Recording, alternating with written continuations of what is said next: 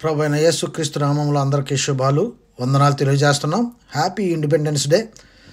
ఈరోజు వాక్యము కొరింథీయులకు రాసినటువంటి మొదటి పత్రిక 10వ అధ్యాయం 23వ వచనంలో, అన్ని విషయముల యందు నాకు స్వాతంత్ర్యము కలదు, కానీ అన్నియు చేయదగినవి కావు. అన్నిటి యందు నాకు స్వాతంత్ర్యము కలదు, కానీ అన్నియు క్షేమాభివృద్ధి కలగజేయవు. ఆమేన్.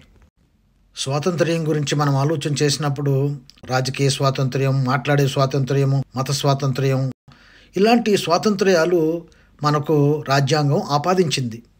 అయితే ఈ స్వాతంత్ర్యము ఎలా ఉండాలనంటే ఇతరులకు క్షేమాభివృద్ధి కలిగించేవిగా ఉండాలి, మనకు కూడా క్షేమాభివృద్ధి కలిగించేవిగా ఉండాలి. స్వాతంత్ర్యం ఉంది కదా అని అన్నీ చేయడానికి వీల్లేదు. ఇతరులకు నష్టం కలిగించే విధంగా కానీ, ఇతరులను నొప్పించే విధంగా కానీ, ఇతరులు గాయపరిచే విధంగా కానీ మనం ఏది చేయకూడదు.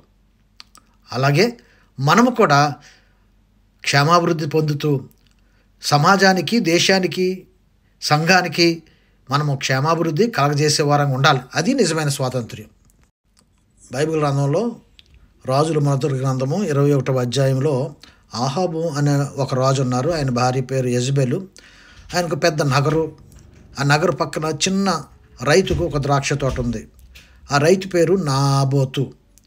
అయితే ఈ రాజుగారికి ఆ ద్రాక్ష తోట మీద ఆశ కలిగి నాబోతును రప్పించి అడిగాడు, నాకు అమ్మమని. అయితే ఈ నాబోతు అన్నాడు, ఇది నాకు నా పితరులు ఇచ్చింది, ఈ చిన్న ద్రాక్ష తోట తప్ప మరి ఏమీ లేదు, నేను అమ్మను అని చెప్పాడు. అయితే రాజుగారు ఆ మాట విని ఇంటికి వచ్చి భోజనం మానేసి చాలా విచారంగా కూర్చుంటే, రాణిగారు అడిగారు, ఎందుకు విచారంగా కూర్చున్నావు అని.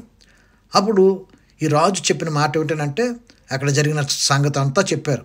చెప్తే, నువ్వు రాజువు కదా, నువ్వు అంత విచారంగా ఉండడం ఎందుకు, భోజనం చేయి లేచి అని చెప్పి రాణి ఒక ప్రణాళిక వేసింది. ఏమిటంటే ఆ నాబోతును పిలిపించి అతని మీద అబద్ధ సాక్ష్యం పలికించి రాళ్లతో కొట్టి చంపి ఆ తోటను స్వాధీనం చేసుకో అని చెప్పింది.